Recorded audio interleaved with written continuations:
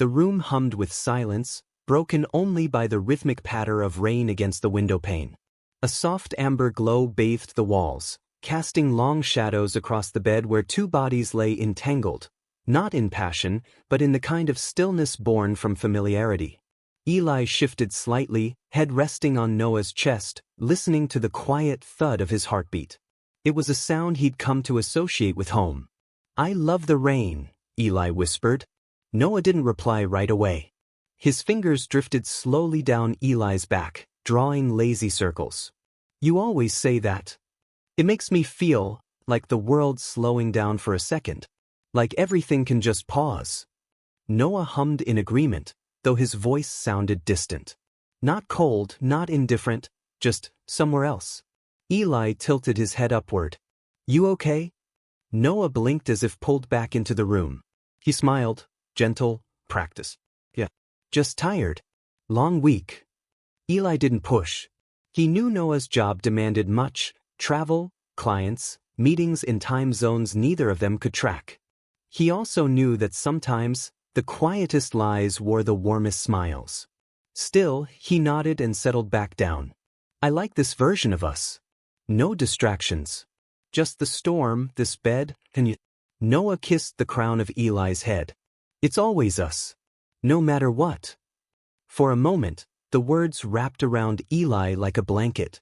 He let himself believe them, the way someone might believe in wishes whispered into a pillow. He traced a finger along Noah's ribs. "Do you remember the night we met?" Noah chuckled softly. "How could I forget? You were standing in the philosophy aisle, arguing with yourself about whether Plato was overrated." "Because he is," Eli laughed. "But I wasn't arguing, I was narrating. Out loud." In public, Noah teased. "Loudly." "I was passionate." "You were adorable," Noah corrected. The memory warmed the room. Eli's cheeks flushed. "You called me a chaos of thoughts wrapped in coffee stains and poetry. I thought you were flirting." "I was. Still am." The rain outside intensified, a quiet crescendo. Inside, their fingers laced together under the covers like ivy clinging to stone, quiet but rooted. "I used to be scared," Eli admitted, "of letting someone this close. Of what it meant." Noah's arm tightened around him. "But you made it easy. I stopped watching my words, stopped measuring affection. You felt like a full sentence when I'd spent years talking in half-formed thoughts." Noah exhaled slowly. "You've always been a poem." Silence stretched. This one lingered longer. Eli's voice dropped. "You don't talk about your past much." Noah's hand stilled. "I don't need to know everything," Eli added quickly. "I just wonder sometimes where you go when you drift off like that." Noah turned his face toward the ceiling, staring at something far beyond it. "There are pieces of me I'm still figuring out. It's not about you. It's just old shadows." Eli considered that. He'd seen the shadows, yes, glimpses when Noah thought he wasn't looking. He always chalked it up to exhaustion, or maybe the residual dust of a life before them. The bedroom dimmed further as a cloud swallowed the moonlight. Somewhere across the room, a phone buzzed against the nightstand. A vibration, short, sharp, precise. Neither of them moved. Eli's breath hitched imperceptibly. "That work?" Noah didn't answer right away. "Probably." But he didn't check it. Eli stared at the ceiling now too. "Do you ever think about forever?" That question hung in the air, fragile and feathered. Noah shifted. "Forever's a long time." "So is tomorrow," Eli said. "But we still plan for it." Noah sat up slightly, just enough to lean over and press a kiss to Eli's temple. "Let's just stay here, for now. Just this moment. You, me, and the rain." Eli nodded. "Just this." But the moment had changed. The bed still held warmth, but also weight. A gentle ache settled between them, unnamed but present. Later, after Noah had drifted into sleep, Eli remained awake, eyes tracing patterns across the ceiling. He thought of how love could feel like everything and nothing at once. Like sunlight and shadow stitched together. The phone buzzed again. Noah didn't stir. Eli turned his head, watching the screen light up the dark corner of the room. Just for a second. long enough for a name to appear. He couldn't read it, not fully, but he didn't need to. He closed his eyes, rolled over, and pulled the blanket tighter around himself. It wasn't confirmation, but it was enough. And outside, the rain kept falling. The silence in the room no longer felt tender. It felt loaded, like a question waiting to be asked, or an answer someone was too afraid to say aloud. Noah lay awake on the other side of the bed. Eli's back was to him, rising and falling with the rhythm of sleep, or what passed for it. The space between them had grown, not just in inches but in implication. He stared at the ceiling, heart pacing quietly in his chest, and thought, how did I get here? His mind drifted. Not to the warmth beside him, but to a bar in Lisbon, 7 months ago. Music low, lighting gold, and a stranger smiling with a kind of ease that made it hard to remember he had someone waiting at home. Luca. The name felt too loud in Noah's mind. It started innocently. A layover turned into dinner. Dinner turned into conversation. Noah didn't intend anything. But Luca's laugh was warm. His questions were kind.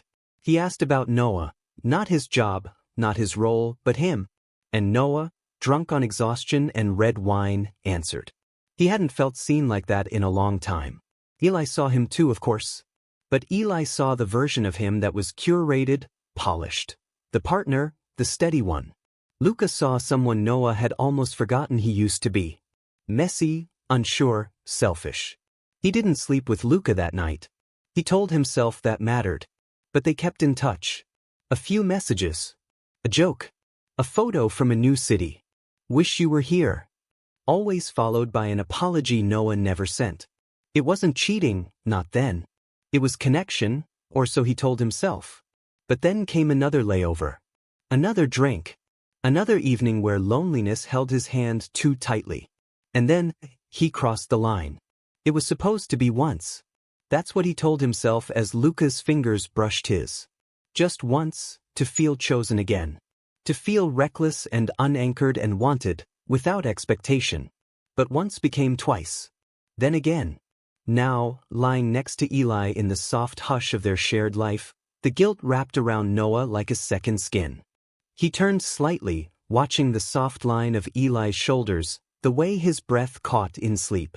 He didn't deserve this man, this soft-hearted, fierce-eyed dreamer who made French toast on Sundays and always remembered to charge his phone for him. Noah closed his eyes. Shame burned low in his chest. He hadn't ended things with Luca. Not fully. The messages had slowed but never stopped. Luca had asked him once, "What are we doing?" Noah didn't have an answer. He never did. It wasn't that he didn't love Eli. He did. Deeply. But sometimes, love alone wasn't enough to make a person feel whole. And that was the cruelest part of all. He had everything he ever said he wanted. So why did he keep looking for more? The screen on his phone lit up again. Luca, thinking about you. Couldn't sleep. Noah didn't open it. He just stared at the glow until it disappeared. Across the bed, Eli stirred. Noah's breath caught. Guilt flooded like a tide. Eli didn't wake. Just shifted, murmuring something soft and indecipherable. His hand reached, unconsciously, across the mattress. It brushed against Noah's arm before retreating again. That touch hurt more than any accusation ever could. He had to tell him. Not now, not tonight. But soon. Before Eli found out some other way. Before silence turned from protection into betrayal. He imagined Eli's face, the disbelief, the break in his voice. The way he would ask why, as if there could ever be an answer that didn't sound like a lie. Noah swallowed hard. He wanted to rewind, to Lisbon, to the bar, to the first smile across candlelight. He wanted to say no, to walk away, to choose Eli again and again and again. But choices had already been made. And love, real love, meant owning what you broke, even if you couldn't fix it. Noah rolled onto his back, staring again into the ceiling's blank expanse. He began to form the words in his head, practicing how he'd say it. There's something I have to tell you. It didn't mean anything, but it meant enough. I'm sorry. I'm so sorry. None of them felt right. All of them were true. Morning would come too fast. The rain had stopped now, leaving behind that strange, weightless hush that comes after confession, Or just before it. He reached for Eli's hand under the blanket. Held it quietly. Eli didn't wake. But something in Noah cracked anyway. Morning arrived quietly, slipping through the blinds in thin ribbons of gold. The rain had stopped, leaving behind a stillness that felt unnatural, as if the world itself was holding its breath. Eli sat at the kitchen counter, stirring a cup of coffee long after the heat had faded. He hadn't slept much. Something in the way Noah held him last night, gentle, deliberate, almost apologetic, had pressed against a part of him he'd long since learned to ignore. There were always signs before a storm. A shift in tone. A hesitation where there used to be certainty. A touch that lingered a second too long, or not long enough. Eli had spent years convincing himself he was past this.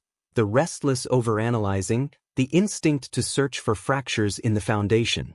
He trusted Noah. But trust wasn't just about belief. It was about consistency, and lately, things had felt off. The phone had buzzed twice last night. Noah never checked it. That was what gnawed at Eli the most. Not the message. Not the secrecy. The avoidance. If it had been nothing, Noah would have glanced at it, laughed, maybe even shown him. But he didn't. That was a choice. And choices always meant something. Across the apartment, the shower shut off. Eli listened as Noah moved through the familiar rhythm of his morning. The sound of a towel dragged through his hair, the quiet shuffle of bare feet against the floor. When he appeared in the doorway, dressed but still looking undone, Eli forced a smile. "Coffee's cold," he said, lifting the mug. Noah glanced at him, then at the untouched cup. "You okay?" "Yeah." "The beat." "Then, are you?" Noah's jaw tensed, so subtly that most people wouldn't have noticed. But Eli wasn't most people. He watched for these things. He had learned how to recognize the small betrayals of a body that wasn't ready to speak the truth. Noah crossed the room, pressing a quick kiss to Eli's temple. "I should head out. Meetings all day." That was another thing. Lately, Noah was always in a rush to leave. Eli let him go without another word, but as the door shut behind him, something inside cracked just enough to let the doubt in. The first real fracture. Later that afternoon, Eli found himself sitting on the edge of their bed, staring at Noah's phone where it lay on the nightstand. He didn't move. Didn't reach for it. Didn't need to. His reflection in the black screen told him everything he didn't want to know. This wasn't about evidence. It wasn't about catching Noah in a lie. It was about the ache in Eli's chest, the kind that whispered, "You already know." Noah had always been careful. Careful with his words, with his expressions, with the way he navigated the truth. But care only stretched so far. Eventually, cracks showed. Eli had noticed them in small ways. The half-empty explanations, the restless energy, the sudden preoccupation with his phone despite never really using it around him. And then there was last night. That damn message. Eli exhaled slowly, dragging a hand down his face. He wasn't the type to snoop. He had never been. But betrayal had a way of turning principles into questions. His fingers hovered over the phone for just a second before he pulled away. It didn't matter. Not really. The truth wasn't in that phone. It was in the way Noah had stopped saying "I love you" when he thought Eli wasn't listening. The confrontation. Noah came home late. Too late for an ordinary workday. Eli was waiting. The apartment was quiet except for the soft hum of a jazz record spinning in the background, a habit Eli had picked up when he was anxious. The warm glow of a single lamp painted shadows across the walls, and in that dim light, Noah hesitated in the doorway. He knew. Of course he knew. Still he played the part. Set down his keys. Loosened his tie. Acted as though nothing in the world was out of place. Eli watched all of it. "You gonna tell me?" Eli's voice was calm, but not soft. Noah froze mid-step. "Tell you what?" Eli tilted his head slightly, studying him. "You pick." Silence stretched between them like an open wound. Noah's Adam's apple bobbed as he swallowed. "Eli, just tell me the truth." His voice wavered slightly on that last word, and that was the thing that almost undid him. How small it made him feel, how pathetic it was to have to ask for honesty from the person who was supposed to be his safe place. Noah exhaled. Ran a hand over his face. And then, finally, there's someone else. There was. No metaphor. No sidestepping. Just truth, raw and exposed. Eli nodded, slow and deliberate, as if testing the weight of the words. How long? Noah hesitated. It doesn't matter. Eli let out a sharp, humorless laugh. It matters to me. The pause. Then, quietly, 7 months. Eli flinched. He didn't mean to, but it happened anyway. His hands clenched into fists, nails pressing against his palms. 7 months. That wasn't a mistake. That was a choice. Over and over again. Noah took a step forward, voice low. Eli, don't. The word cut through the space between them like a blade. Eli stood, taking a step back. Just don't. Noah's face cracked. Just for a second, just enough for Eli to see the regret beneath the surface. But regret wasn't enough. Not anymore. Eli's throat felt tight, his pulse a dull roar in his ears. He didn't cry. Not yet. He didn't want to give Noah that. Instead, he turned away. Go, he said, barely above a whisper. Noah didn't move. Eli forced himself to look at him. Really look. Noah. His Noah, the man he had built a life with, was already a stranger. And Eli wasn't in the habit of holding on to things that no longer belonged to him. Go, he repeated, this time with more force. Noah hesitated for only a moment before he nodded. Then he walked out the door. And just like that, the storm Eli had been bracing for had finally arrived. The bed was too quiet. Eli lay on his side, the sheets bunched at his waist, one hand resting in the empty space where Noah used to sleep. The mattress still held his shape, barely, but it faded more each morning, like the echo of a voice you try to hold onto long after the room has gone silent. A week had passed. No calls. No texts. No footsteps at the door. Just space. And stillness. And the low hum of what Eli now understood as grief, not the loud, wailing kind, but the kind that nested quietly in the chest, folding itself into breath and routine. He hadn't cried. Not really. A few tears, maybe. Some tight-chested moments in the shower. But mostly it was numbness. A slow erosion of everything familiar. Eli turned onto his back and stared at the ceiling, the same way Noah used to when he couldn't sleep. There was a time when he would trace shapes in the shadows with his finger and whisper questions into the dark, just to hear Noah's sleepy voice murmur back. Now, there were only answers he didn't want and silence he didn't ask for. The world outside carried on, indifferent. Morning sunlight filtered through the blinds like nothing had changed. But everything had. He reached over to the nightstand, pulling out a folded sheet of paper. A letter, unfinished, unsent. He'd written it the morning after Noah left. Not because he thought Noah would read it, but because the words had nowhere else to go. He unfolded it now. Noah, I don't hate you. Thought I would. I thought anger would make this easier. But all I feel is empty. Like you took something I didn't know could still be broken. You said it didn't mean anything. But 7 months of nothing is still something. I keep thinking about the version of you I fell in love with. The man who looked at me like I was a sunrise he didn't know how to survive. Did that version ever really exist, or was he just good at pretending? I want to forget you, but I can't, not yet. Some nights, I still roll over and forget that you're gone. I reach for your hand before I remember it's not mine to hold anymore. Maybe that's the cruelest part of love, how it lingers after it leaves. Eli folded the letter again, gently, as if handling something sacred. He placed it back in the drawer. He hadn't told anyone. Not his sister, not his closest friends. There was shame in being betrayed, some strange, irrational belief that being cheated on meant you weren't enough. And he didn't want the pity. Didn't want the condolences or the well-meaning advice. He wanted understanding. And space. And time. Healing wasn't linear. He knew that. Some mornings he'd wake up feeling strong, convinced he was better off. Other days, like today, even breathing felt like work. He closed his eyes and listened to the quiet hum of the apartment. Every room still held pieces of Noah. A mug in the sink. A jacket still hanging by the door. Eli hadn't thrown anything out yet. He didn't know if he was waiting for closure or just punishing himself with memory. His phone buzzed. A single notification. No name. Just a number he didn't save. He hesitated, staring at the screen. It could have been Noah. It wasn't. A generic message from the pharmacy. He set it down without responding. In the other room, the record player clicked as the vinyl reached its end. He didn't move to reset it. Some days, he missed Noah with an ache that made him breathless. Other days, he missed who he was when Noah loved him.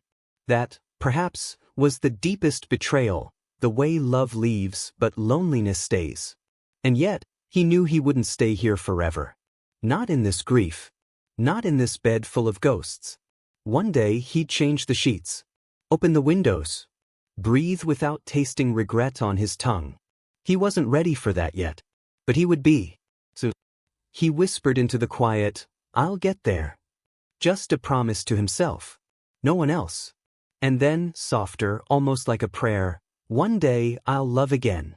But next time, I won't forget to love myself first." Outside the city stirred. A car horn. A child's laughter echoing from the street. Life was still happening. He pulled the blanket tighter, not out of sorrow, but out of defiance. The world could wait a little longer. But not forever. Tomorrow, maybe he'd start again.